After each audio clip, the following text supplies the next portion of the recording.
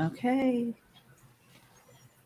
And we're live. Hello, everybody. If I can find my tongue. All right. This is Meredith Lochran, and this is the Comic Newb. We are launching this new show. Trico is a little bit nervous to get on camera, so I said it was okay for him to stay on voice. Yeah, but what we're going to do is we're going to go around. Yep, we're going to go round robin, and everybody's going to introduce themselves. You know, maybe some of the projects that you've worked on, and but you know, again, this is the first official podcast of the Comic Newb, and it was kind of funny how I fell into this because Rob Andersin, who is running a little bit late, had invited me into the Comic Book Advocating Network, and I thought about it for about a half a day, and I was just kind of saying, maybe I should say no, because I don't know shit about comic books. I really don't. I mean, this is just full disclosure. And he says, well, you know, I know the type of person that you are. You're very helpful. You love advocating and things like that. And so I slept on it. I said, let me sleep on it. And I woke up in the middle of the night and I said, the Comic Newb.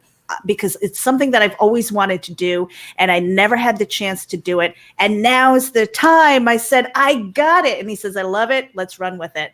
So here we are. We're going to go around the room. We're going to start with Brian, and we're going to go kind of clockwise and introduce yourselves, what you do, and you know, how comic books has maybe affected you in your life. And we go, Brian. All right. Thank you very much, Meredith. I'm Brian K. Morris of Rising Tide Publications. Note the sophisticated graphics. Anyway, we publish comic books, and we publish. There we go, Meredith. Good girl. Well done, young Jedi. I'm learning. But never pass up a chance. But anyway, we also publish books, and we publish comic books. Plus, we are a freelance writer contributing to other comics from other companies. Because one thing, if Brian comes back, he'll tell you this little floppy pamphlet here is not just a little bit of a potential moneymaker. It's your business card. Anyway, we are also a morning talk show host here on the interwebs at 10 a.m. every day on Facebook and YouTube. Plus, we've been known to publish a few books that have been selling on 3 different continents, mostly strong heroic females, pulp-flavored adventures, and stuff with a little bit of twisted humor there, obviously. So I've been reading comics since I was 3 years old because I love the 4-color vibrant stuff. And plus, at the time I was growing up, I was a huge fan of George Reeves' The Adventures of Superman TV show. And there was these little paper things that had his adventures in it. So I asked my mother, how do you know what they're saying to each other? How do you know how to buy each, you know, like breakfast cereal? How do you know what's in the boxes? And she said, that's you learn to read. And I said, Mom, please teach me.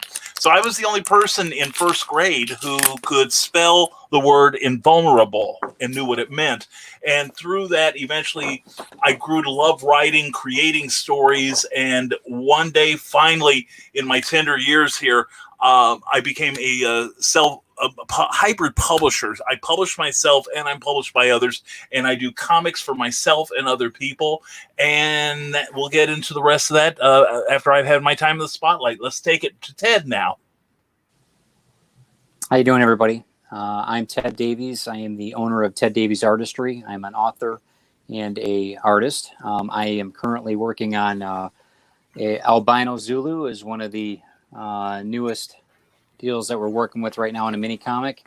I'm also an author of Retrieve, which is a sci-fi thriller, and we'll be launching that next week. And I will be doing Grimm 101, a romantic tale, a little bit darker side of it, but we'll be doing that here next month as well. I do a lot of different watercolor-based art is my thing, watercolor and ink. And yeah, that's it. So take it over.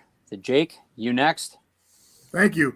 I'm Jake Estrada. I'm an artist, publisher, director, actor, humorist, a madman, a father, a bouncer, a gardener. Anything you think, I do it. I'm that guy you point at. Hey, that's that guy that does comics and also gardening 101.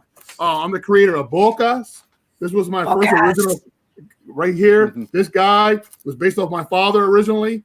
My father was a huge inspiration for comic books as growing up. He gave me my first comic book, which was The Punisher, real violent. I love violence. I'm from Philly. You know, I like shooting people. So The Punisher. The Punisher, you know, that was one of the first comics I read as a little kid, 6 years old, you know, almost 40 years ago. I read that comic. I fell in love with comics, and I wanted to be a comic book artist. And they told me, son, you're crazy, but okay, do what you want to do. So I created Bookmark. Then I created Screw Phillips. Then I had a wild idea when I moved out here in Brevard County in Florida. I created a Demon in a Spacesuit for Space Coast Comics, which was a free comic book magazine that I distributed for 5 years straight. And I dropped in about 80 different locations. I used to publish about 5,000 copies a month. And then I created Donut Demons. If you're looking at this right here, Donut Demons. I did this comic as well, which was a comedy comic. I still draw. And then I went into acting, which was another passion of mine. And eventually I directed my feature film, Bookmark. I've also starred in several independent films out here in Brevard County, along in Orlando, and I've starred in a few different TV shows and stuff like that, acting and everything like that are based off comic books and a bunch of other stuff. I you know, from published to also working with the newspaper, doing a comic strip for the local newspaper here for the Spanish community, for Aldea Today. I have done art for them, and I've done various other stuff. And comics run in my blood. You know, like I always tell my wife, I'm talking to myself. You know, I'm talking to different characters I'm creating. Even in my sleep, I write them out and everything like that. So I'm nonstop. So enough of me right now. Let's turn it over to Professor Tico. Here we go. Yeah, I'm Trico Lutkins. You there? Hey, how's it going? Oh, sorry about your name. Oh, no worries. Trico, I think it is. Come on, Trico, you there?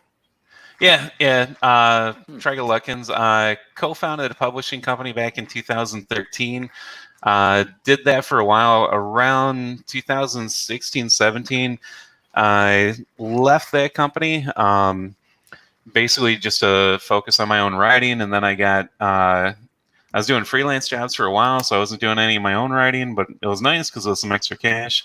And quit doing freelance jobs about a year ago because I just started getting a lot of college classes to teach, and now I'm kind of on the verge of publishing some more books and working on my own writing again.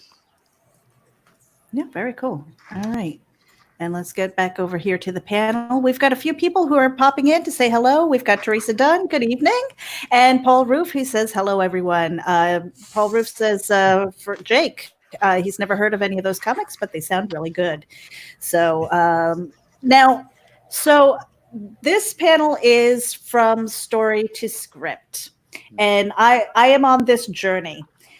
And I have to say that I've joined a lot of groups that are supposed to be for comic book creators, where you can collaborate and things like that. And I don't know if they're good or bad. I'm starting to see it with a bird's eye view that it might not be so good. And the reason why is because I see a lot of people who say, I have a story, who wants to be the artist. Yeah. Okay.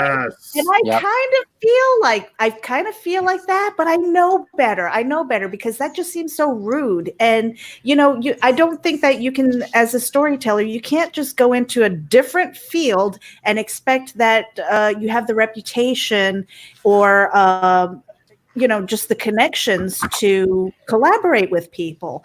So a lot of those groups I'm finding are kind of mean. You have a lot of people who are in the business, and they're going, haha, it's like they're not really giving value. They're kind of teasing you, and they're saying, go away, or find your own way. And so I'm not finding value. What do you guys see in groups like that? And do you think that there is value in Run them? away. Okay. Yep. And that's it. Thanks for watching the show, everyone. Yeah. We've solved our problem. That really sucks. Actually, I think it's a good place to start, to figure out the field, figure out what you want to do, And you may be able to tell from looking at some of the art that's posted, as well as how the people post, what they say, as to whether you want to reach out, maybe get to know them. Because the thing is, I've collaborated, almost everyone I've collaborated with where I've had some sort of editorial hand involved, I've known them and we're friends and we wanted to work together. When I've done stuff for other people, I let the editor handle the other person's ego and try to pull the work from them. But if you're going to be your own editor, I would say the thing to do is, join these groups and, discover what value you get from interacting with them. And like in your case where you're meeting, we talk about gatekeepers a lot, and everybody thinks they're a freaking gatekeeper of, the comics realm or whatever. But you'll be able to tell who reaches out to you, who's going to be kind to you, who may say, "Okay, Meredith, I hear you have a comic idea. Just give me a little taste of what it's like. What genre is it in?" That sort of thing. And you'll eventually learn who is potentially a good collaborator. Plus, you're getting good at networking. Yep. And that's a huge thing. It's like, that way you can, get somebody to vet your collaborator for you. So that's a good point. I can't hear Trico, but Trico was an editor for me on my book Retrieve. And he is Trico, I can't say enough about. And Trico and I met through my former publisher, which great experience nonetheless. But Trico, there was no ego and you have to go with that gut feeling. If you know somebody, you feel right with them, you'll know, and you'll learn from that. Hopefully you'll learn from the bad ones too, unfortunately, but I think that you've got to go with your gut. I mean, ego is a huge part in any business, I think, but especially in this endeavor that we all call comics and publishing, for that matter. But what do you think, Jake?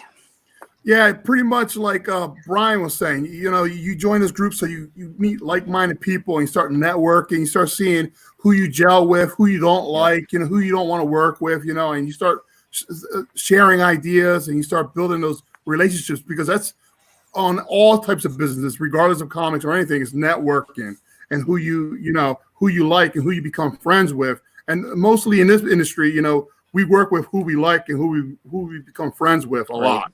Right. True. Very true. Trico, how about you? Oh, I'm still, I appreciate all the good things Ted said. I have a single man tear just kind of streaming down my cheek now. It's that was really cool, man. I appreciate that. So I pay him to say that. So, but yeah, the same thing. Like when you first start out, it's hard because you don't know anyone. So it's kind of a crapshoot if you're going to find a good person to collaborate on. And after you've been in the business for a while, you kind of know people. And then like Ted, I know, so I can be like, "Hey, Ted, you ever work with so-and-so, or are they good to work with?" Or Brian, I kind of know from doing a couple of cons, so I can be like, "Hey, Brian, you ever work with this person? Are they, they're good to work with?" But yeah, when you first start out, it's hard because you don't know anyone. The first comic I did, it never ended up getting finished. I think it was 5 pages in, and the artist got a full-time job and couldn't finish it. So it's kind of the risk you take when you're first starting, because you don't know anyone, so you can't, kind of verify their credentials or anything. Yeah, I mean, like with these Facebook groups, I think if I was maybe a teenager going in there, I would probably be devastated by a lot of the feedback, but I'm not. I'm kind of old and jaded, and I don't care. And so I don't mind asking the stupid questions and being called an idiot, because I'm like, all right, whatever, it's just water off my back. So it doesn't bother me so much. But I could see somebody coming in who have all of these dreams of, being the next, Marvel artist and comic book and, Stan Lee, and everybody wants to be the big name. And I just want to get one done, So when I go in there and I kind of get the feel of the room and things like that and who's approachable. But again, it's what I'm finding is that a lot of these groups, when you walk in, and here comes Rob. Let me pop him in here. Everybody run. Rob, we're going to let you introduce yourself in a minute. But so what I noticed is that when I go into the groups and things, there are a lot of people who don't know any better. And maybe it's because they don't know the etiquette. So they're like, I've got a story. Who wants to draw for me? Mm-hmm. You know? So it's one of those things where I think it's probably best to sit back and listen and observe and then see who you might gel with. So Jake, I think you have a lot of merit in saying that, you know, just kind of see what's out there. Yeah. Rob, you want to introduce yourself? Sure. You're eating. It's been one of those days. I'm an ant killer. I'm a comics creator. And I run Comic Book Advocates, and we're all about reaching out, giving people the ability to learn, giving people the ability to be seen, and bringing together the people within the industry to help each other. I'm not sure about the groups, but I know that our group, the Advocating Network, is always open to anyone with your questions, needs, or just wanting to promote. Feel free to enter and do as you will. It's all up to you to get a fan base. We don't have anything to do with that. In a nutshell. Plus, I make books about fetish monsters and more. And this great book, Cat Dad and Supermom, and there's Cat Dad himself. All right. It looks like we lost somebody here. Ted. Oh, no, we lost Ted. Ted, come back. Well, who's going to say nice stuff about me? No, Ted, you got to Trico is a god who strides the earth. Excellent. So I am a storyteller. I love writing stories. I especially love writing flash fiction. And in my head, I can visualize what they would look like as a comic book. But I don't draw. I can't do stick figures. I'm still learning, you know, how to maybe script them out.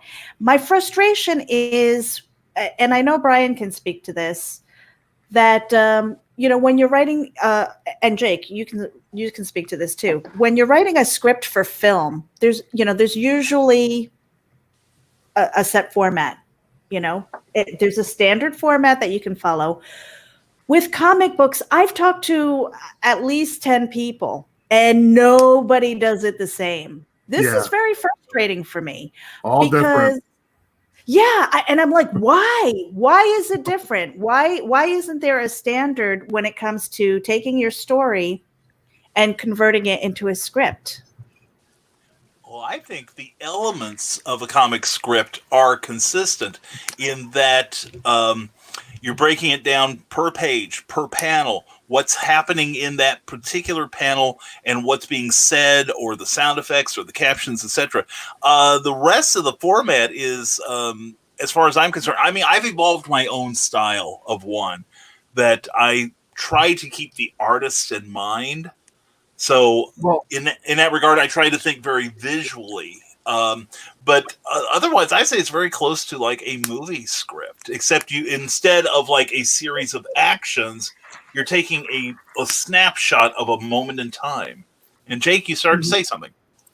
Well, Brian is right about that, but the thing about why it's different for everybody is depending on the writer as well, because the writer can also be an artist, and that artist can also be, you know, not really writing the script, just drawing out the whole entire comic book, and then just shoving it to like a dialogue writer saying, hey, this is what I did. Here's the footnotes, sort of like the old Marvel method, like Jack Kirby and Stan Lee working together. Yeah. So that's why there's been a whole evolution on how the comic script is written, and it's so many different varying degrees of it. Like you can get someone like Alan Moore who writes full-blown scripts. They're like 5 pages just for one comic page, you know, and vice versa. So there's so many different ways of doing that. Like for me, like when I used to do it myself completely, like from art to the script, I would just draw the whole thing out and then just put in the dialogue. But then when I started working with different artists, like my buddy Nino Mezzarina, I then was like, whoa. So I started visualizing the script,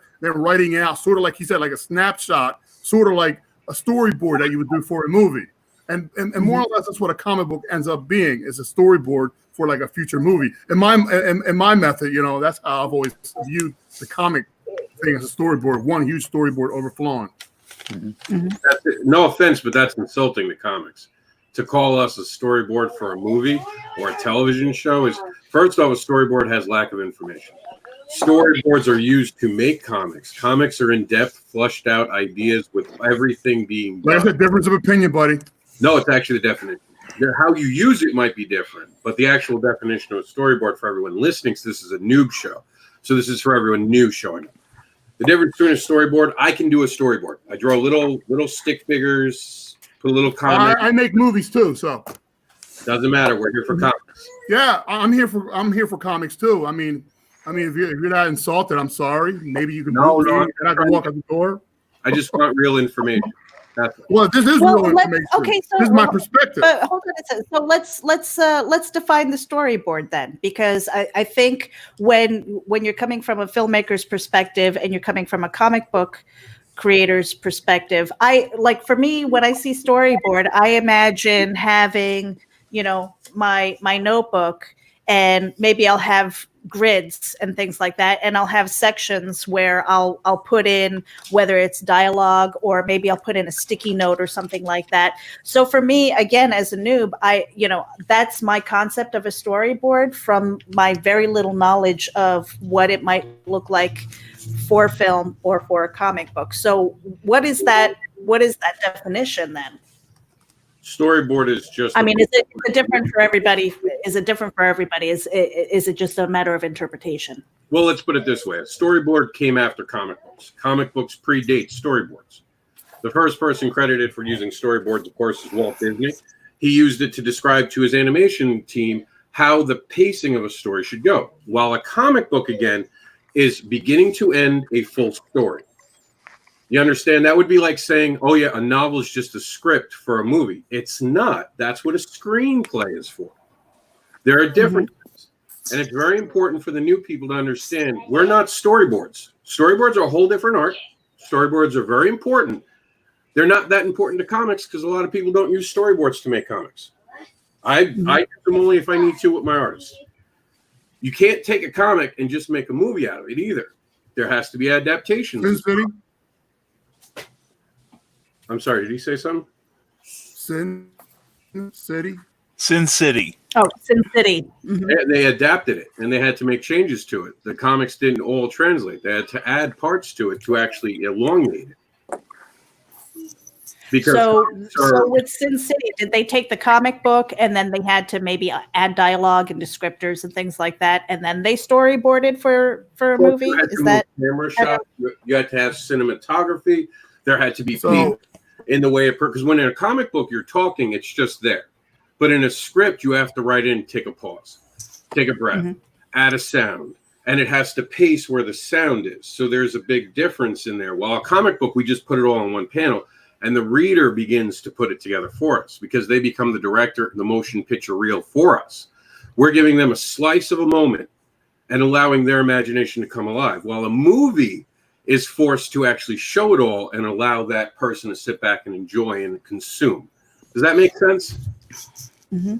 And Ted, what do you think about that? Because it looks like your wheels are spinning here. I'm observing. I think that there's a method to all creativity. So I know enough about I know about architecture because that's what I spent 30 years doing in my career in Detroit. And I know my dad was an illustrator for many, many years and a Ford designer. And I know storyboarding is just cave painting for the modern man. And that's something to where we can tell stories.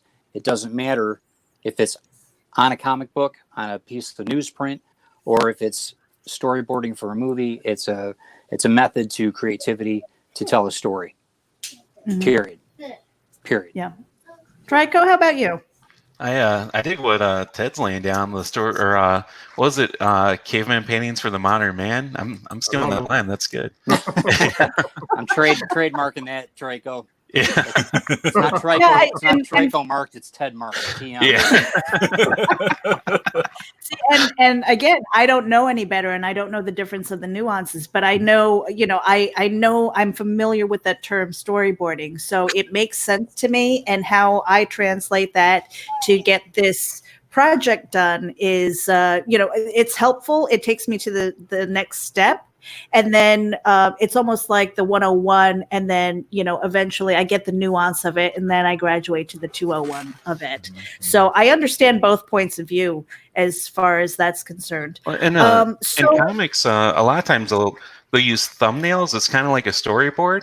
Yes.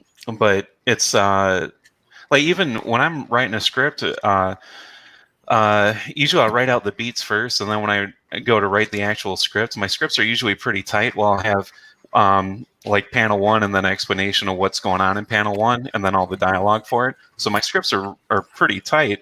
And sometimes if there's something I can't figure out if it's going to work visually, I can't draw at all, but I'll kind of draw my own thumbnails to kind of see, well, would this actually work as a layout when I'm writing out a script? So I think some of the arguments about storyboarding is because we're using storyboarding to refer to the thumbnails, whereas it's kind of more two different things. Storyboards are kind of more for movies, and thumbnails are more for comics. Well, you can use a storyboard. So explain, but explain the thumbnail for me. Is that kind of a visual? Is that like, I imagine a piece of my story, I'm trying to convert it into a script, and the thumbnail is kind of like my stick figure drawing that I can try to explain to an artist? Yeah. Is that what that is? Yes. Okay, yeah. So I get it. Yeah, and a lot of times with artists, before they go and draw the entire page for you, because they don't want to waste time and draw and you not like it, they'll kind of just do some sketches, a little bit better than a stick figure, where they'll show you the thumbnail so you can see the page, and then they'll be like, hey, like this, is this good? And then you can kind of say yay or nay, and it saves them a bunch of time, because if they go and finish the whole thing and you say, no, that's completely wrong, then they have to start from square one. Yep. Mm-hmm. Yep. Okay. So now if I have, again, it's one of those things where I have a story. I'm like, I have a story. I can see it in my head. I can't translate the idea necessarily onto paper, and maybe in a way I kind of cheat where, how you have those dream boards where you see, I visualize my future, and so I maybe grab clips and pieces of art, or maybe magazines or pictures, and I just say, I kind of see this. I mean, is that helpful to kind of put that next to your dialogue and marry that together? Because again, it's for me, I'm trying to stay on scripts. I'm really trying to stay on scripts here. It's really hard because I want to know it all. So when I'm editing is probably my biggest nightmare. It's not that I'm incapable. It's very easy for me to take somebody else's work and help them along. But when it comes to my own work, I don't think I'm very objective as far as that. I'm like, I'm Mozart. It's perfect, So what do you?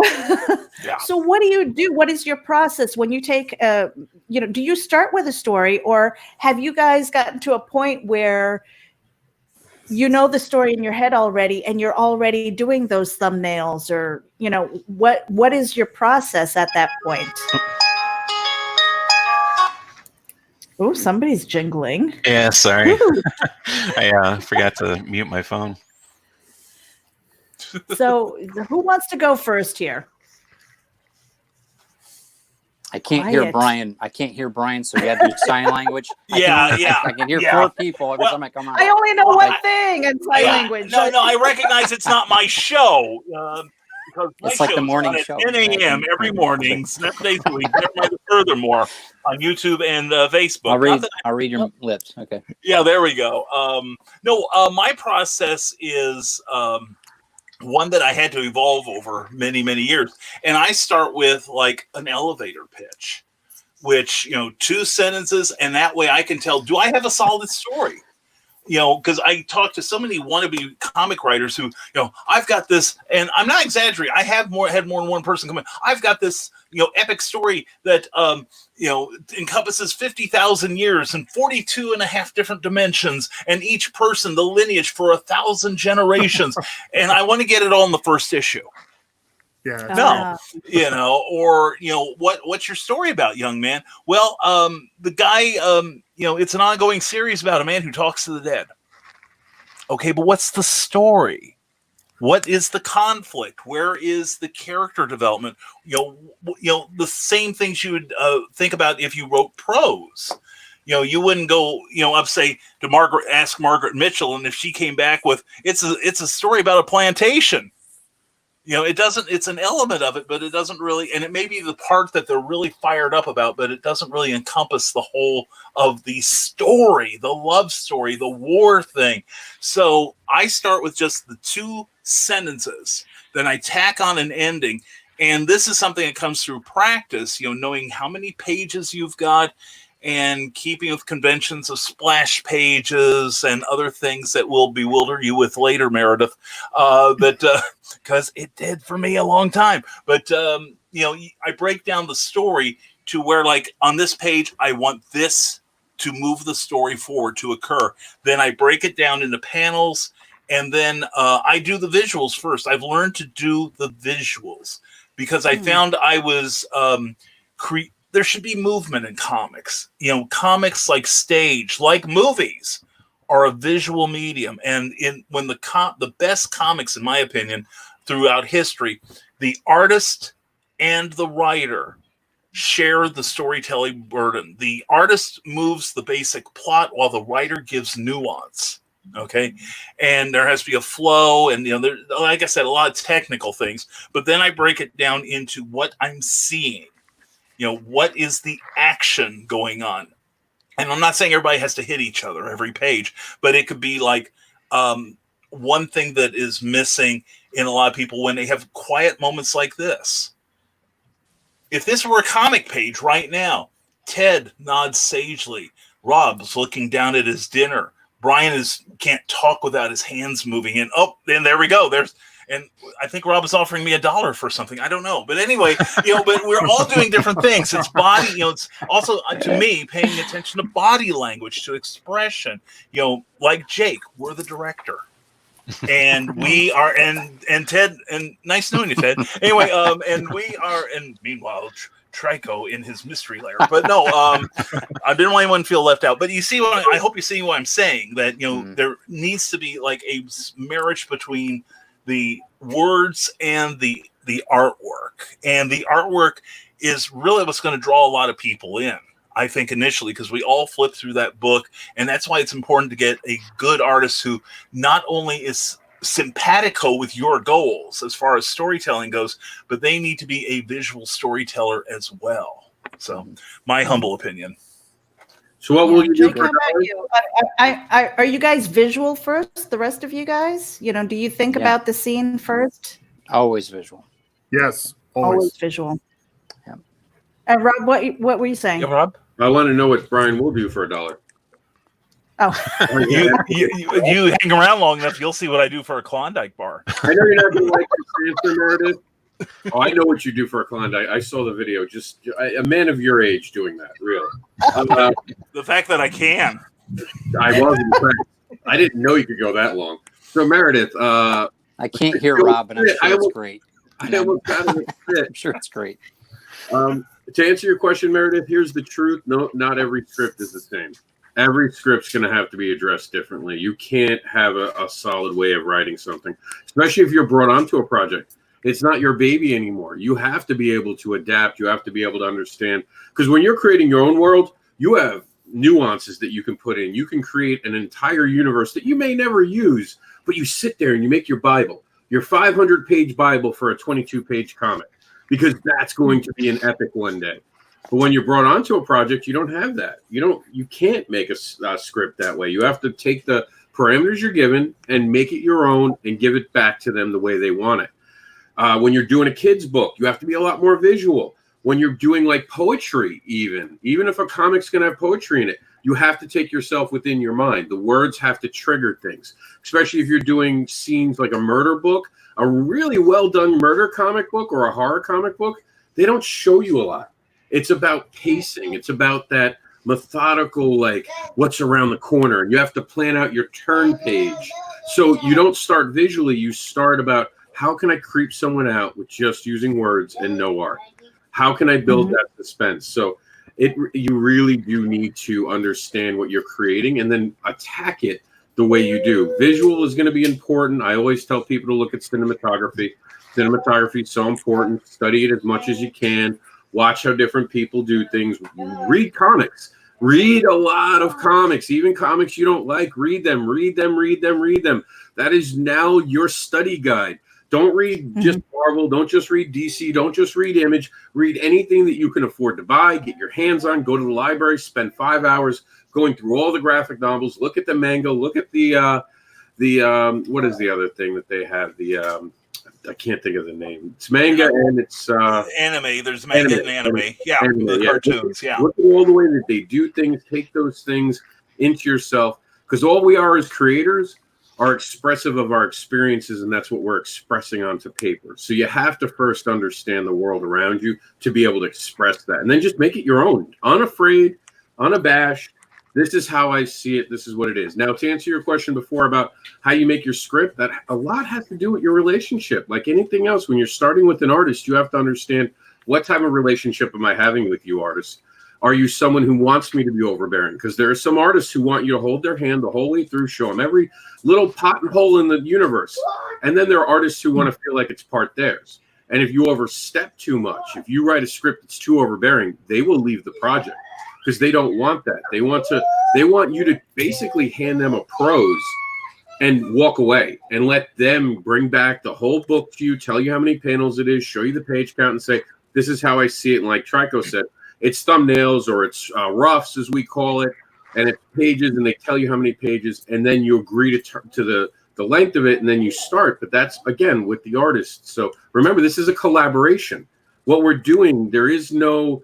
In a comic book, ideally, even with Marvel and DC, there is no real director. Yes, there's a push, but there is coming together to meet in the middle. The really good comics meet in the middle, because everyone's at their best when they're communicating. And that's why you have editors a lot of time, believe it or not. Editors come in to put out fires. That's why an editor is a great thing. When you and your artist are arguing and an editor comes in and goes, hey, guys, I see it better like this. And sometimes neither one of you saw it, because you were so embedded into your own idea, you didn't see there was a better idea. So I hate to say it, but the reason there's so many scripts is because there's so many different ways and so many different people. This isn't a one-size-fits-all industry. Trico, how about you? You have anything to add to that? As far as like a process for writing scripts? Yeah. Okay. Yeah. And with mine, usually I sort of character development, even if it's like a freelance project that I'm getting paid to do. Usually they'll give me characters, like the characters they have in mind for it. Otherwise, if it's mine, I just develop the characters, because before I go to write the script, I have to know the characters so I know what they're going to say or how they're going to react in a situation. So once I get the characters kind of figured out, then I kind of start working on the beats, basically just things that need to happen in the story. Different images that I see in the story, even if it's not, usually my beats aren't very chronological at all. You know, I'll, especially when I'm developing my own stuff, it takes a couple weeks, because I'll write out a couple of beats, and then a couple days later I'll be in the shower and I'll think of like a really cool scene for the comic. So then, you know, I'll go back to my notes and write down that beat. And then once kind of everything's together to where I have enough, things to make a story for my beat sheet, then I'll do pagination just to see how it'll work. Let me do a share screen here. Can you guys see my screen? Yeah, hold on a second. Let me pop that in here. Okay, so then I'll do pagination, where especially when you're doing freelance, you want to use this, because usually you're only getting paid to write 24 pages of script. So you have your cover here, and then your inside cover, it's kind of like the credits. Your first page is going to be here. It's going to be on the right. So you want to keep in mind every odd number page is going to be the page on the right. So when they open it, so you know that all your odd number pages are all your page turns. So I know at the end of page 1, I'm going to need to have a, kind of like a cliffhanger page turn here. Going to need one on 3. And, like usually I'll kind of go through and white out whatever ones I don't need. But I kind of use this to kind of try to figure out about like the pacing of it, how I want it to go. Like if I'm doing like a, Alan Moore tends to do like a slow encroaching like first page. So he'll use like the entire first page, just zooming in on like a smiley face with a blood stain on it. Whereas if it's something shorter, like if it's 24 pages in a standalone, I might not do like a really slow opening, but it kind of helps me to figure out where to put the beats from my beat sheet, and it also kind of helps me out as far as where I have to be at certain points, because I'm kind of visual when I write a script. So if it's going to be like say 24 pages, I know right around here I have to be about halfway through. Like if right around page 19, I know I got to start wrapping it up because it's going to be over. So it just kind of helps me keep track of everything. So I use this a lot when I'm writing, just to kind of keep track of where things are, where they're going to be, and also like no matter what you plan on, it almost never falls down this way. You'll find either page 3 kind of will spill over to page 4, or you'll need an extra panel. Sometimes usually I write, it's really weird, it's an odd number. I always write for about like 5 panels a page. That way, if I find I need something else, I can add another panel, or sometimes 4. If I'm doing freelance work, usually I'll write 4 panels per page because they're always going to want you to add stuff. So if I write for 4 panels a page, it gives me a couple panels to play with, because after around 6 panels, your artist usually doesn't like you too much, because after 6 panels, you're kind of asking them to cram a lot of stuff into one page, and usually they're working off a page rate, so less panels is better for them. So yeah, usually I use that, and that's pretty much most of my writing process, and then it's just back and forth editing a dozen times until it's right. Sweet. Yeah, and I actually, with because I have newspaper experience, and I used to put together the classified pages and the obituary pages, and that was like a former life. So when I see that, I understand it. It's like I understand that if you have 24 pages 12 and 13 are going to be your center, and you have an opportunity there to do like a full splash. So visually speaking, that was like the money page in the newspaper. And I'm sure that that's kind of like the same thing in comic books, and then trying to push your dialogue and seeing where it fits and everything. Now, here's my question. So let's just say I do have a story and I want to script it out. And it's for me, I love dialogue. I love writing dialogue. But in the comic books that I've been studying, there isn't a lot of dialogue. There's a lot of visuals, and there's a lot of big letters for the sound effects and things like that. And I get that. But then when it comes to like, okay, so, if I have in my head, I'm trying to think, like picture, like what's happening in this one scene, because it's not that motion picture. It's not like a movie. I have to take this one clip and it has to have the most impact visually. And, then thinking about the dialogue and stuff, do you find that sometimes you have to cut the dialogue? Does that help your story? Do you sacrifice that for the visual? And everybody, almost everybody's nodding. Yep. Okay, so sacrificing the dialogue is like one of those things again, where as a writer of prose, it would be very hard for me to take that and kind of curb it. And so let's just say, I'm going to segue away from this a little bit, because Rob and I had this conversation before. I'll get right to you, Rob. But you and I had this conversation before where I said, is there such thing in the comic book industry as the triple threat? You know, like in movies, you have the singer, the dancer, the actor, and they do all things. And he says, yes, and we hate them. Pretty much. Yeah. But Jake, I mean, you've actually done it all. You've written it, you've drawn it out, you've published it, and everything like that. So you're like the triple threat. We hate mail to Jake, right? No, but seriously, when you don't have that ability, and you at what point do you say when, and you have to release your baby and invest in an editor? At what point do you when do she that turns as a 18? No, I'm only joking. Well, it depends. Are you charging money for it? Wow. If you're charging money for it, you always need an editor, because you wouldn't sell a car without having an inspection done by a trained professional, right? You wouldn't put a building together without an architect who is certified. That's what the editor is. They're the building inspector, the architect that comes in to make sure everything's good. Don't get me wrong. Your editor can be your spouse if you believe that they can be it. You just can't be your own editor, and that goes back to the whole thing. Don't trust a surgeon who operates on themselves. And it's just that simple. You don't. You need someone to. That second set of eyes catches things that you're going to miss because you're so embedded that you don't see it, because you're in love with it. And if you're not in love with it, you shouldn't be doing it. And if you're in love with it, you're doing it, it's your baby, you don't see it. That's why when you take your kid to the school and your teacher conference comes up and the teacher says, you know, your kid does this, and you're like, no. And then you go home and you watch your kid do it and you're like, I never noticed that. That's what they are. They're the wake-up call for you to notice you're making a mistake so the audience doesn't see you make the mistake. Yeah, there are some people in the industry who can edit themselves, but they are a distinct minority.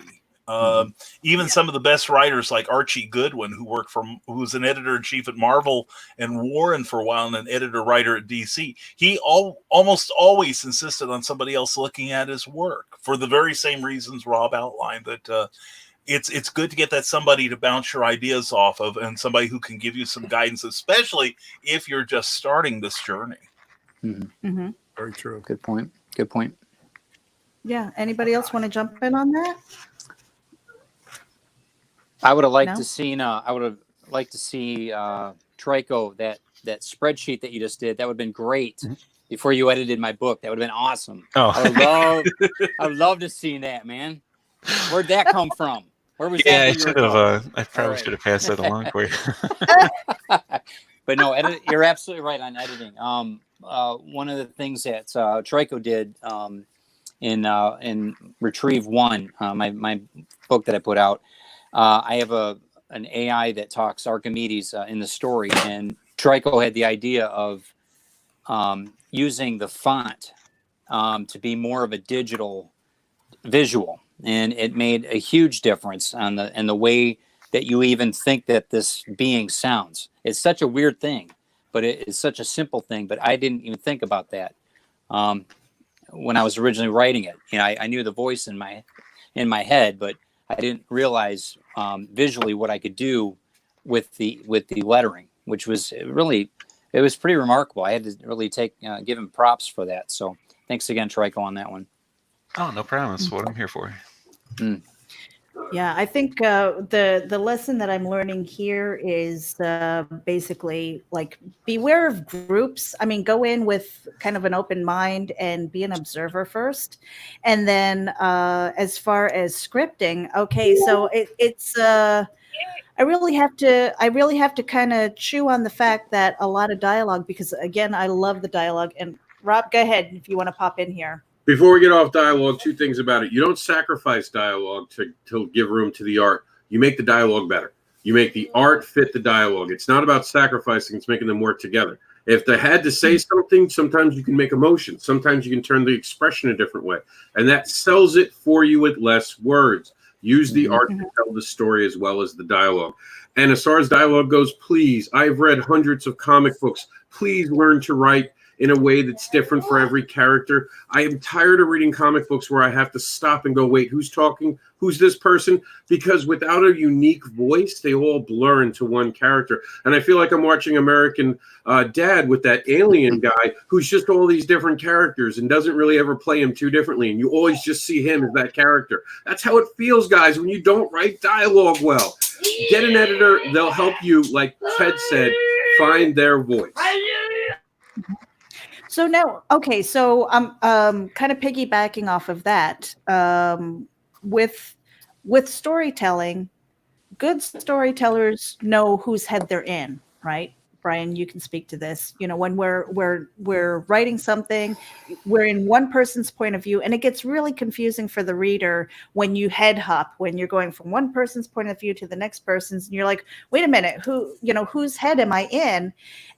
But with comic books, I think my perception with the few that I've read, you can hop into anybody's head as long as the visual kind of matches. So that again kind of goes against me as a storyteller to be so strict in somebody's point of view to see that and go, oh, I can be in that other person's head because the visual allows me to do that.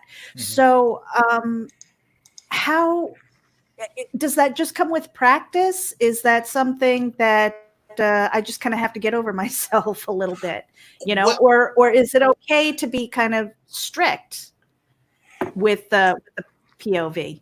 It's entirely up to you, because I've read some comics like Master of Kung Fu that are told from the first person narrative. Then a lot of them are third person omniscient.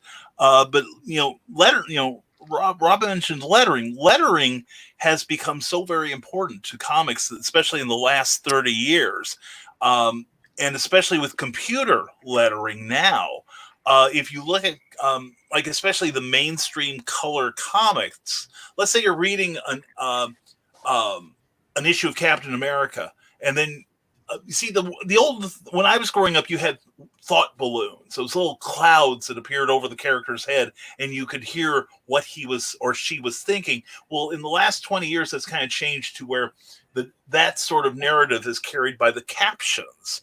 But with computer lettering now, again, let's say you were talking Captain America, and then you look at the panel, and maybe it's the same color as the character's uniform, or you see like this little watermark of a shield in there. And then when it switches to, say, Thor, you might see a hammer in the corner of the, the corner of the caption.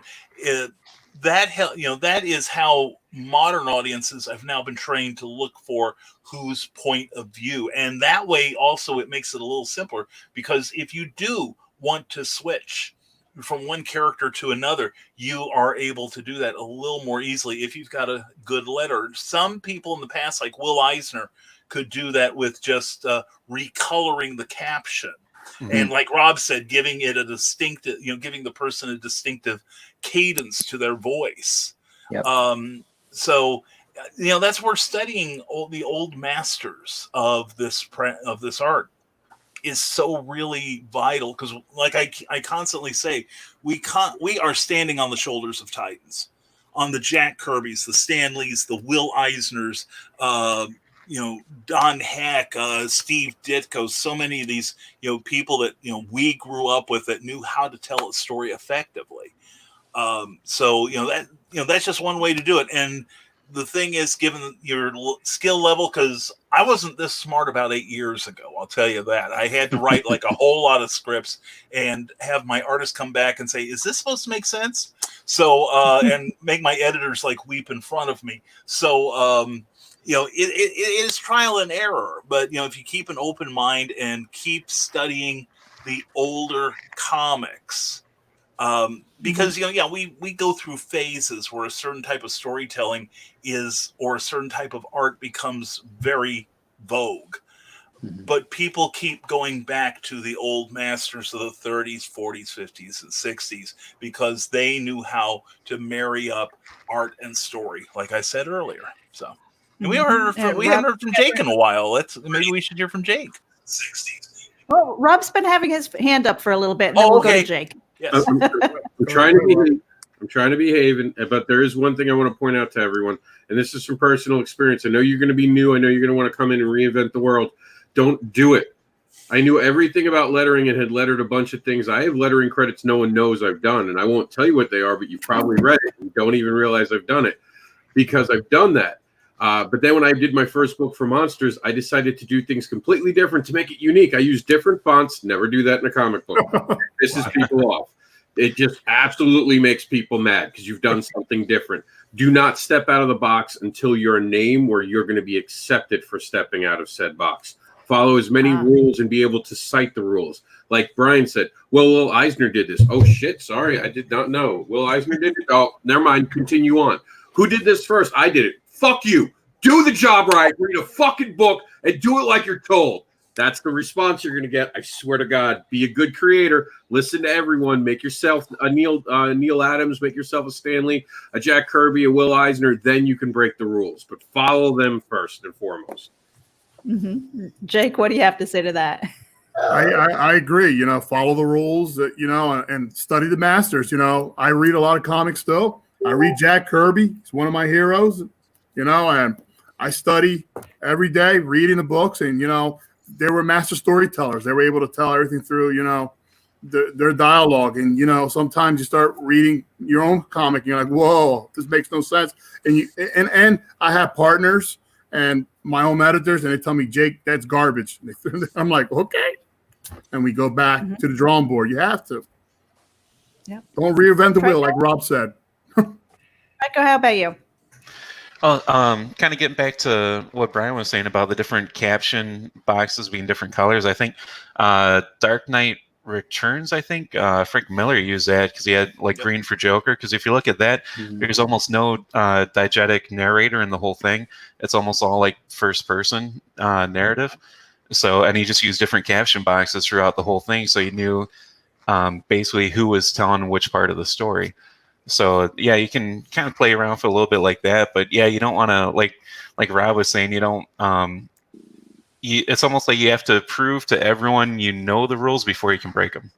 Even if you know the rules, you got to show everyone else you know the rules. Before you can kind of break them. Yeah, Ted, do you have anything to say to that? Ditto. Yeah. Ditto. Yep, ditto.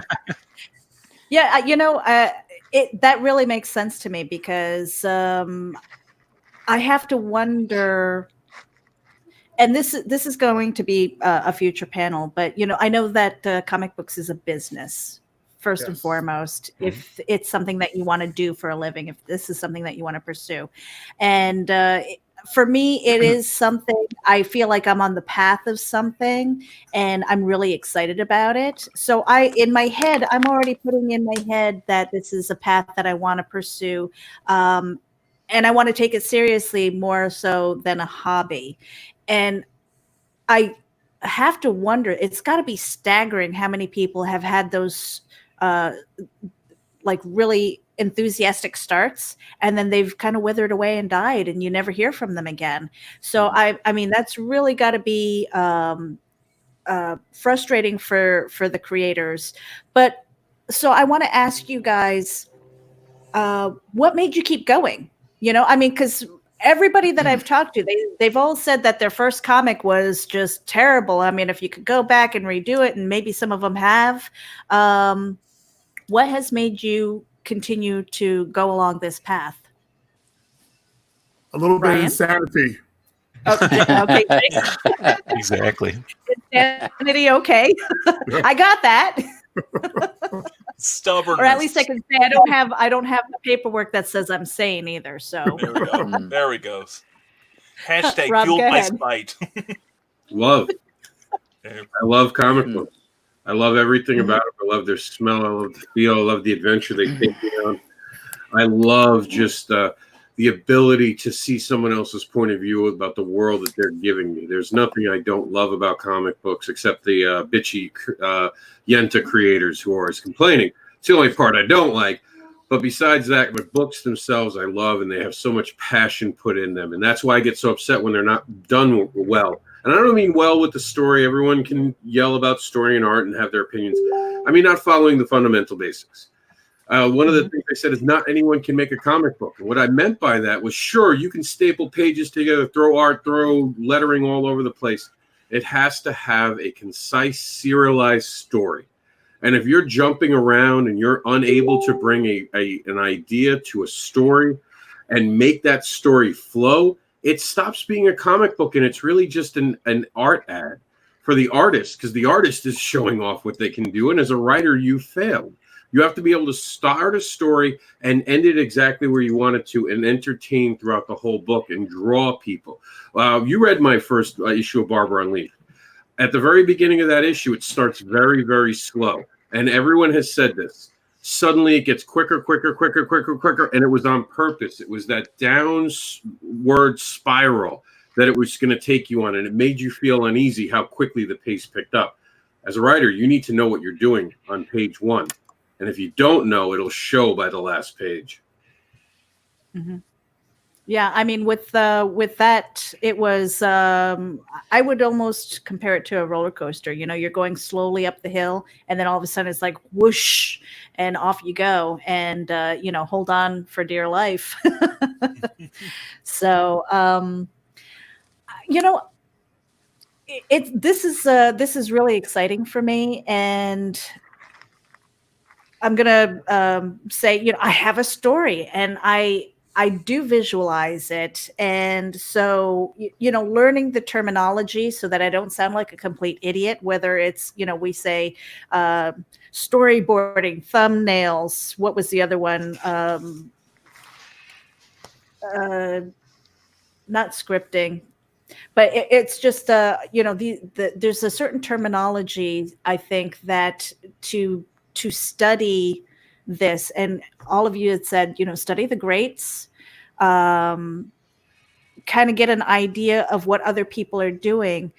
You know, for me, when it comes to writing a story, and I write on several platforms, and they say that quality is very subjective, and it is. You know, beauty is in the eye of the beholder. But for me, it's always been important to have the basic fundamentals, you know. So when I'm writing a blog post, for example, you have to have a really good featured photo. You have to have a title, headers, and then a good body of work that goes with it, and it has to flow. And when you have those fundamentals, it doesn't really necessarily, there you go. It doesn't matter what the content is, as long as you have that foundation. And then from there, if it's good, if you've done the structure right, and you have the good foundation, and you have the good bones and the walls and everything, everything else is kind of icing on the cake. And then you find the people who really can be attached, and it's that emotional connection, I think, to the story. Then that comes later. So, you know, again, for me, it's really learning the fundamentals, getting that. I call it a schematic, but you have the pagination or pagination, or however you want to say it. You know, having that and saying, okay, I've got a script. And in my head, I'm like, the easiest way, because I know how my brain functions. And probably the easiest thing for me to do would be to take bits and pieces of my story and put them on sticky notes and put them on a board where it's kind of paneled out. Sure. You know, I mean, sure. is there, when you were starting out, what was that tool that you did? Was there a certain system that you did it? Was it like, okay, I'm going to dedicate a page to this one panel, and you know, I'm going to try and kind of like a jigsaw puzzle, or what is that toy where you had the 9 squares and you had to shift them around and things? Oh, Rubik's Cube? No, not the Rubik's Cube. It was like the square puzzle thing, and you had to slide them. Tetris. Yes. Yeah. Exactly. So it kind of feels like that, you know, where I'm like, okay, well, what can, you know, what's the easiest thing for me the way my brain functions is like sticky notes. I've got a bunch, I carry them everywhere. And it's like, okay, well, here's the idea. Here's what I'm thinking that it'll look like. And I'm just going to put that on a page right there. And then we'll flesh out what that page might look like later and hope it makes sense to an artist when I get to that point. I mean, the scripting thing is just really, I'm learning a lot, and I took quite a bit of notes here as far as that's concerned. So if you can think back to when you first started and, maybe you were just a kid with your crayons and you were like, I'm going to draw this out. What was your process? And then how did you graduate to where you are? Who wants to go first? I'll go first, just so everyone can think about that, because you can tell everyone's trying to think how to put this. For me, it was kind of simple. I read a lot of comics. It became second nature. It really did. You kind of, this would make the great splash page as you're thinking of your own story. Oh my God, this is where I can do that split thing, or this is where I can break the panel and show that this is so exciting it's going off the page. Just being a comic book fan, I'm telling you, man, it's just intuitive at that point when you really are a comic book fan. If you're just picking up comics now, because I mean, Brian K. Morris, I know for certain, has read thousands of comic books as the professor to my, I guess it's my left this way, but it's a dyslexic nightmare. over there. He's read thousands of comics. I'm sure Jake has read thousands of comics. I'm sure Ted has. It becomes second nature. In your mind, it starts to become alive. And you argue with your artist because you and your artist see it differently. And you're like, no, this is supposed to be that panel where it's like this. And they're like, trust me, I know what I'm doing. I'm an artist. And you're like, I've heard that before. No, I'm right. And that's where you tag the editor in, who tells you you're both idiots and tells you a way to combine both your ideas. Exactly. So it's about passion. It really is. Since you were a kid with making a crayon comic that only your mom would say she loved and then threw out and you never saw it again in your life, it all just starts with passion being thrown up on the page and then polishing it. That's where the editor comes from. Polish. Make it worth the money that you're going to charge someone and make it worth their fandom. Same fandom that you had for the other creators. Brian? Well, thank you, Rob. My journey started like when I was about 6 or so. I started making up my own characters and making little comics. And, of course, you should, like Rob said, you show it to your mom and she's like, bless your little heart. And eventually, when I was in my teens, I decided I was going to draw up my own story. And I had very little comprehension of you weren't supposed to draw like about 50% more pages than the comic would allow you to have. Because most comics are in a 32-page signature with an outside cover. And I think my first submission was something like 36 pages and it was a superhero script to a company that didn't do superheroes. It was just like, I did everything wrong in this submission, but make personal attacks on the editor's mother. Now, what saved me, fortunately, was this was Charlton Comics, which was kind of like the little company that could. And just to give you a clue, the characters in Watchmen were based on Charlton characters, which is another story there. But what they did was they had also produced at that time, I got one of the first copies of it. It was a little guide on how to produce comics, from writing the thing to drawing to penciling to lettering to coloring. I still own an Ames lettering guide because I took that thing seriously. And through that, I realized that thank you, Ted. Thank you. And from there, I realized that there is a discipline to this. And that there are a whole lot of technical issues. And once I saw that, I started noticing things. Like I found an old letter column where the editor of Superman in the 60s said that he only allowed his writers to use no more than 7 panels per page at that time because comics were drawn in a larger size and they could do it. Now 6 is kind of the preferred thing for the majority of artists.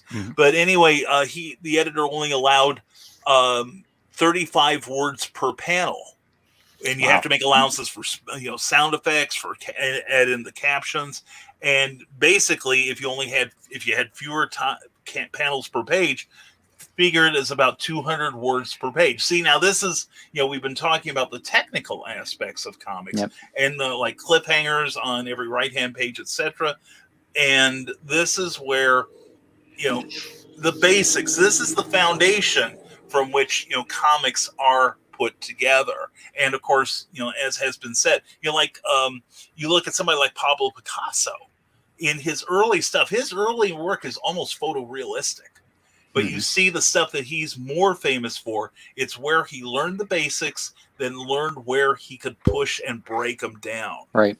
And all the great artists and writers were that way. Absolutely. We know the rules, and then you have to figure out which ones you are going to break and why. Right, Rob? Yep. All right. Yeah. That's right. And actually, Ted, you were going to say something? Being in architecture, I mean, it's going to sound like a cliche, but you build with foundation before you build the structure, and that's the bottom line.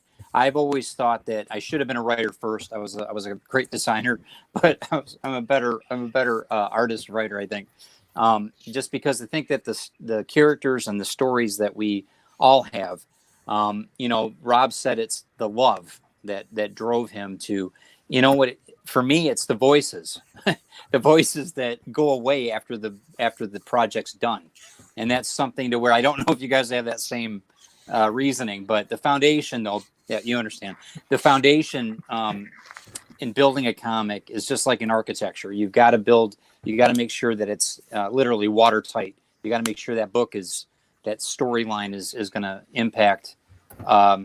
You want to tell the story, but you want to impact the people that are reading it. Because I learned just as much from my readers about them. I mean, they should learn more about themselves after they read a comic of mine.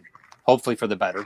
Hopefully that they're not nuts. But if so be it if they are. But I think that there's really a foundations like Brian was saying. You gotta start out and just you've got to produce it though. You got to have the basic lines.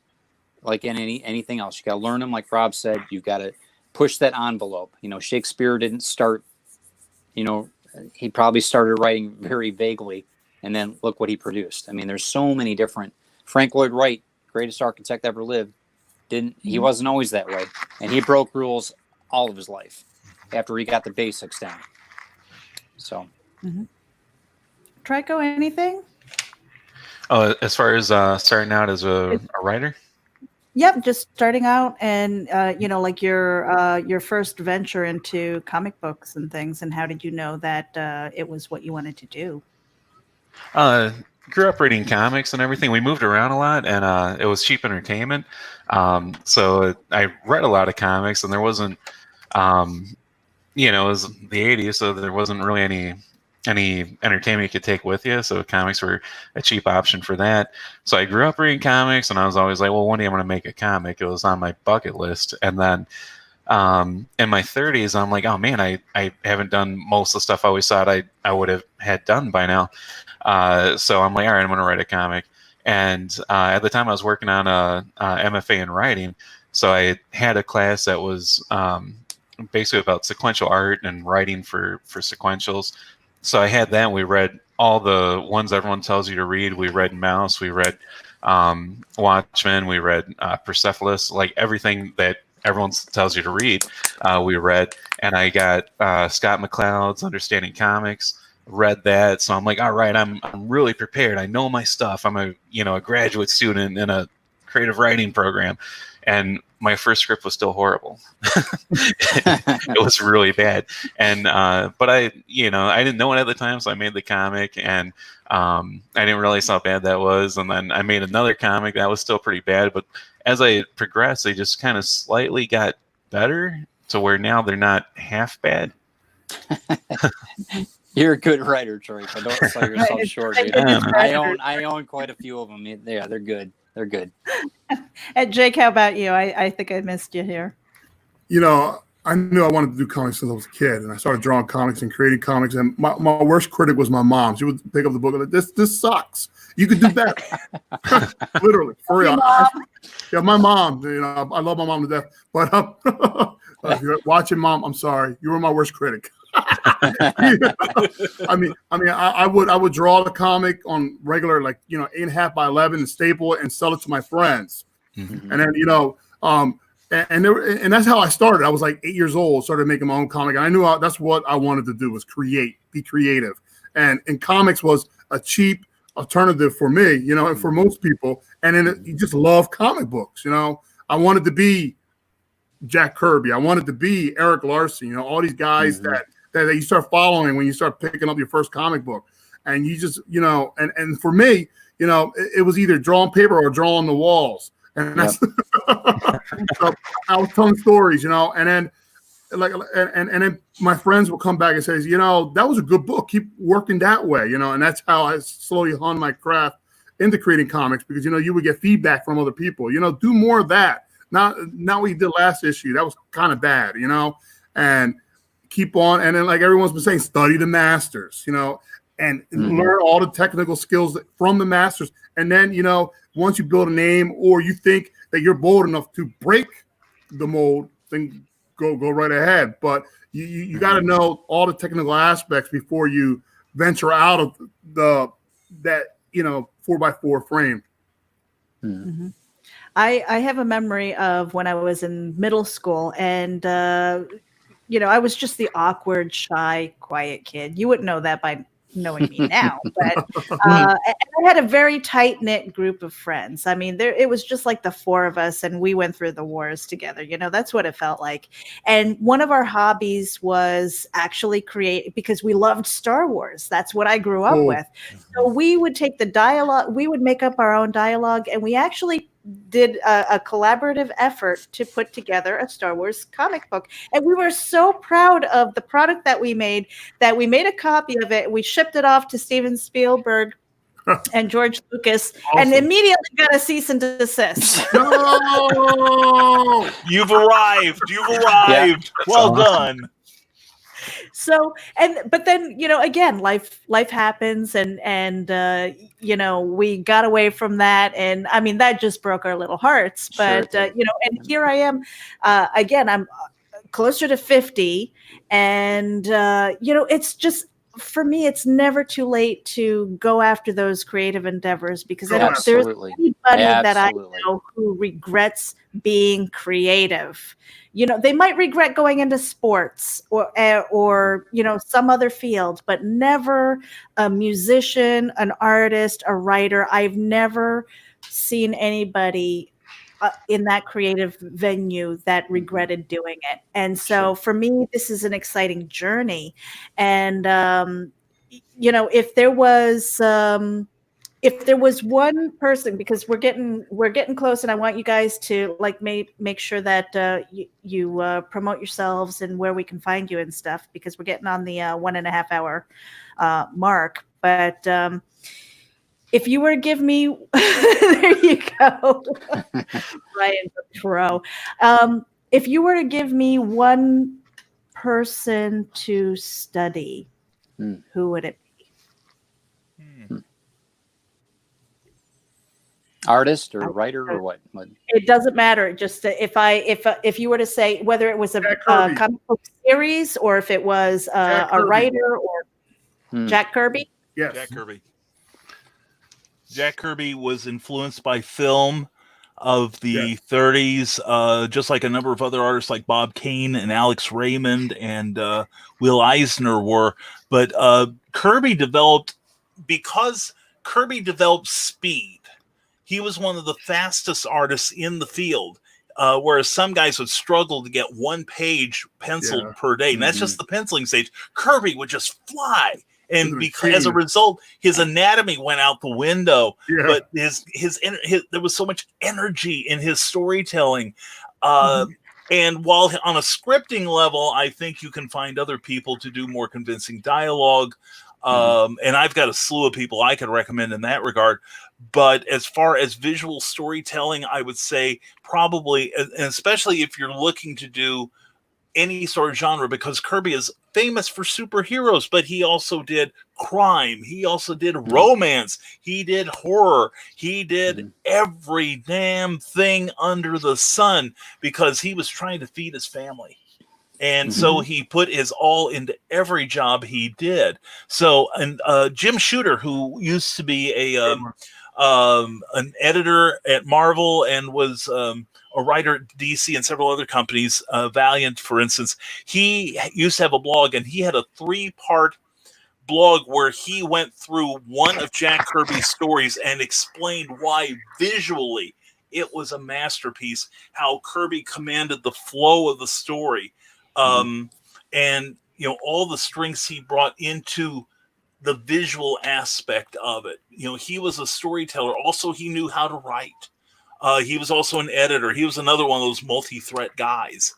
But his specialty was drawing these incredible stories where the thing just moved like lightning. John Buscema, I think, would be the second one. Yeah. He and Stan Lee collaborated on a book in the 70s called How to Draw Comics the Marvel Way, which is still in print.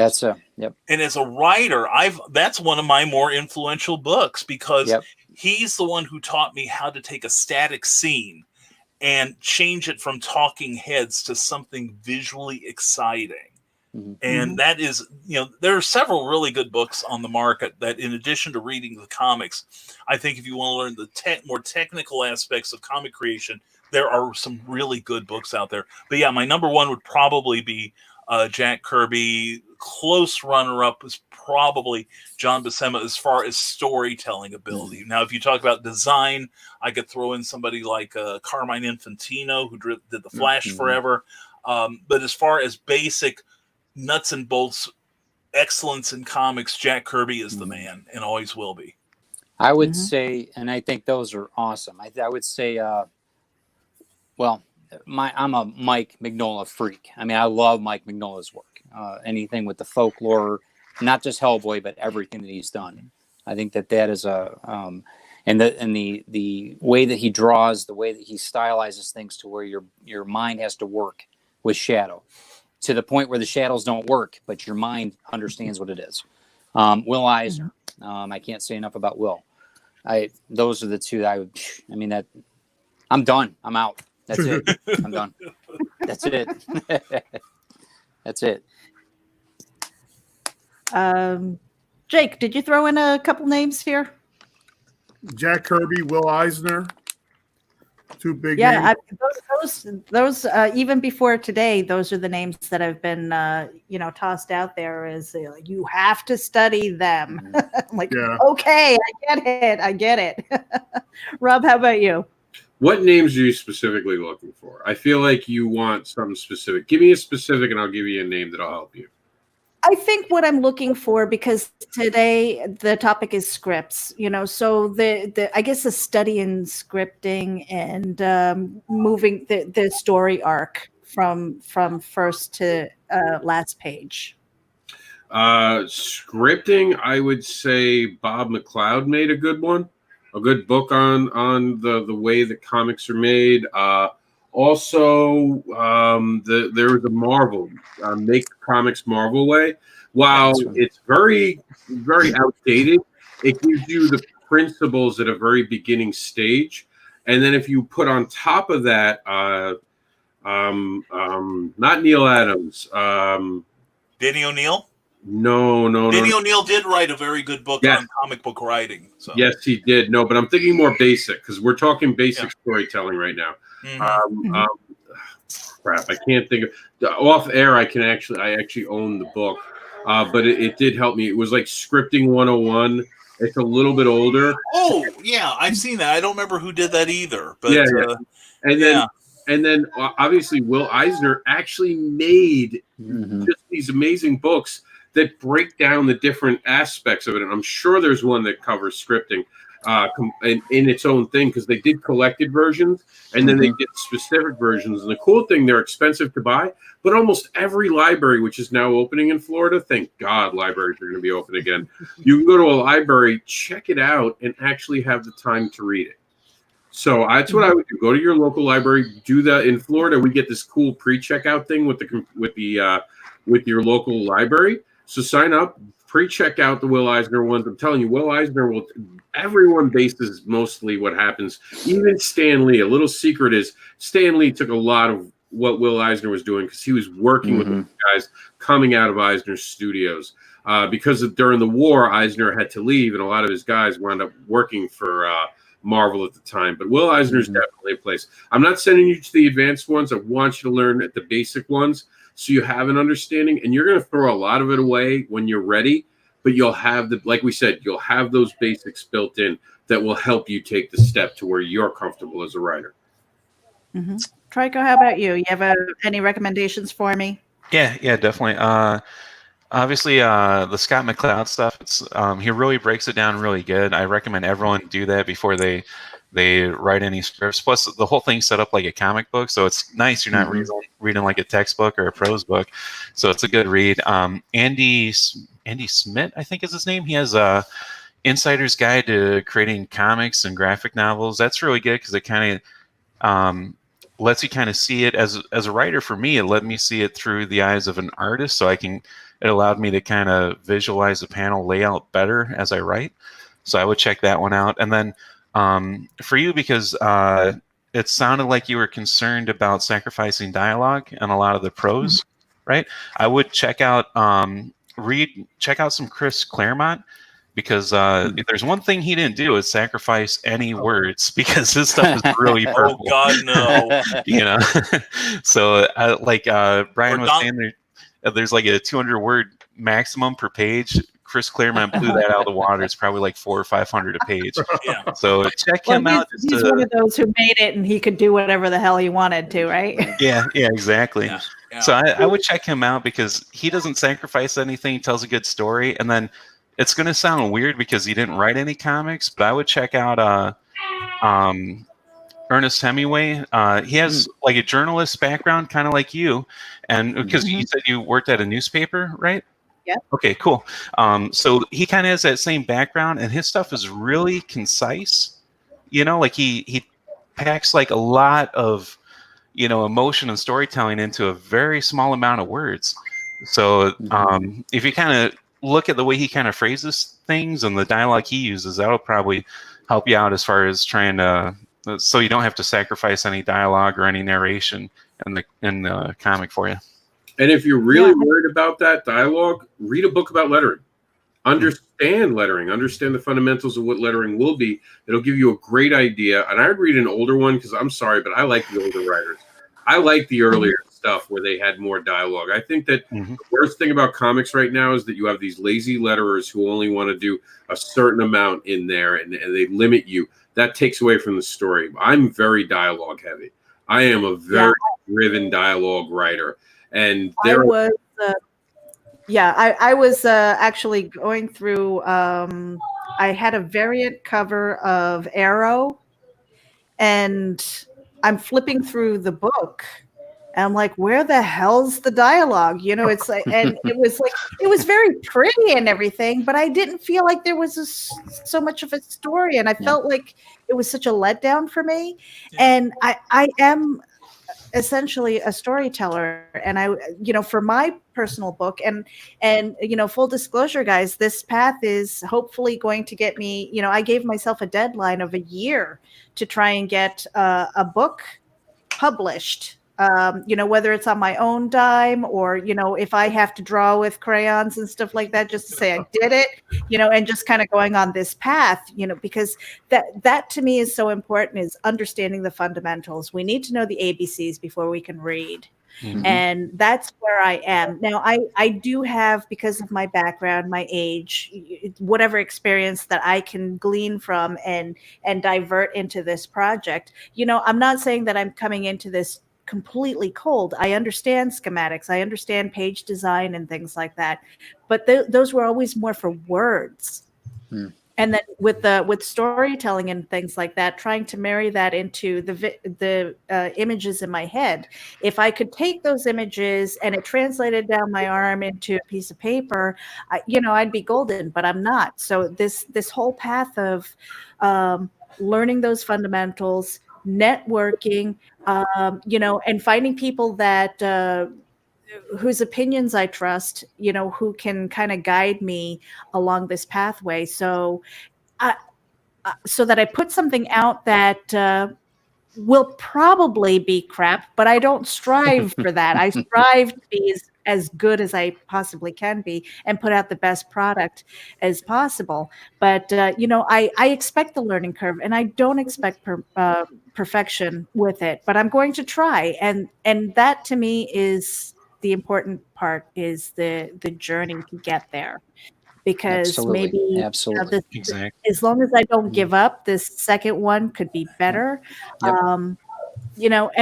So we're going to close out because we're at like 90 minutes, and I just want to kind of go around the room. If you guys could let everybody know where to follow you, what you do again, just give us a quick overview of you.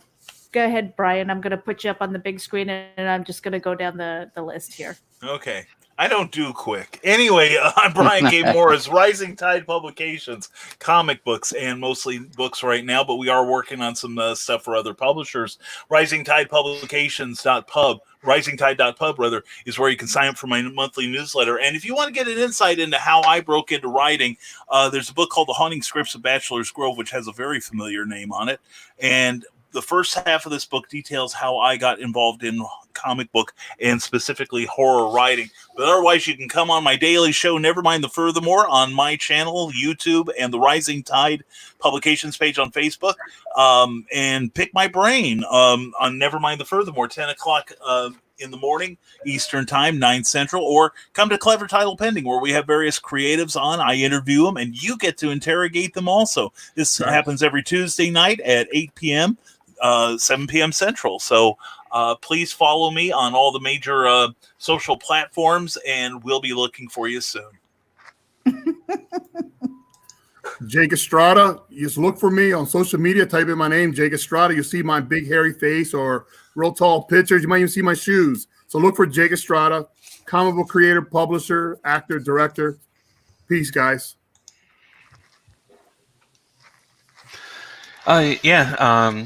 I'm on Instagram under prof_Trike, or YouTube channel, Professor Trike. It's mostly all things related to when I'm teaching classes, such as history or literature. Online, if you Google my name, you'll find I think there's a Comic Vine and a Amazon under Trico Lutkins. So some of my work and stuff will be on there. I have some new stuff coming out yet, but I don't even have the website for the new company I'm starting ready yet, so I can't even send you to it. Okay. My name is Mr. Andersin, and I am a proud comic book advocate. And you can find all the advocating we do at Comic Books Advocate. And I'm proud to have Brian K. Morris, Indie Vault, Meredith with her new the Comic Newb and Geek Insider, plus NSC, all coming together with Luke Stone and Starcross Comics. We're getting everyone together, and we're advocating for comics together, because comics will rise. And us independent creators can all gather together in the network that we created for you, the Advocating Network, are here on Facebook. For those of you watching on Facebook, thank you for all the comments, by the way, in our chat room where the watch party is. Sorry I didn't get to all of them. It's not my show, but I'm sure Meredith will check them out later and address them all to you directly. And you can find my stuff and find out about the books that I make about fetish, monsters, and more. One of those more books is about a farting elephant. That's right, a farting elephant that teaches morals with every fart. Well, not every fart, but does teach morals with farts, at MrAndersin.com and CatDad and Supermom.com. Thank you for tuning in and, starting your education on how to create comics today. Hello, everybody. My name's Ted Davies, and I would love for you to stop in at Ted Davies Artistry on YouTube, as well as Ted Davies Artistry on Facebook, Instagram, and Twitter. I am setting up my TedDaviesArtistry.com website right now, so you'll be able to purchase everything through that site. Let's see you on social media, guys. Thanks. Have a good night. You know what I've learned also is that I really have to put together a pitch, because I have none. But I want to thank you all so much. This Thank is you. the Comic Newb. It's going to be, we're going to do this every Friday. Next week, we're actually bringing it to 7 o'clock because I want to drink with Carl. He has an 8 o'clock show. So... So that's what I'm going to be doing on Fridays. And then next week is going to be pitching to editors. I've got 3 people so far. I've got 2. Oh, is it 2 more? I've got 1 more seat available. So if you guys are, if there's an editor out there who wants to sit in on the panel and, you know, I can question you, you can teach me. I will take all the wisdom that I possibly can and learn from you guys. I really appreciate all of you for taking the time to school me. I'm good with that. I am humble enough to take all the lessons here, and really, I will be following you guys and trying to learn from the best because I don't think that you would have been here unless you have an open heart and you're willing to help your fellow creators, whether it's for advocating or just mentoring. And I really appreciate that. And as we share this out on our network and things, it's going to be on Geek Insider. It's on the OnCon network. We're going to be with the Comic Book Advocating Network. And it's going to be up on our podcast. So and that's going out on Spotify and our iHeart and Podbean and all that good stuff. So we're trying to reach as broad an audience as possible so that we can get the learning going. And really, for anybody who's out there who's ever wanted to try, there's no harm in trying. And it doesn't matter how old you are. If you're young at heart and you have the capacity to learn, you can do this. And if you want to see me go for it first, I'm all for that because the lessons that I learned, I want to share. And I am standing on the shoulders of giants. So I appreciate all of you. Thank you so much. And that's it. We're going to end the broadcast. I'm just going to put my little banner up here. This is with the from story to script. Thank you. Bye.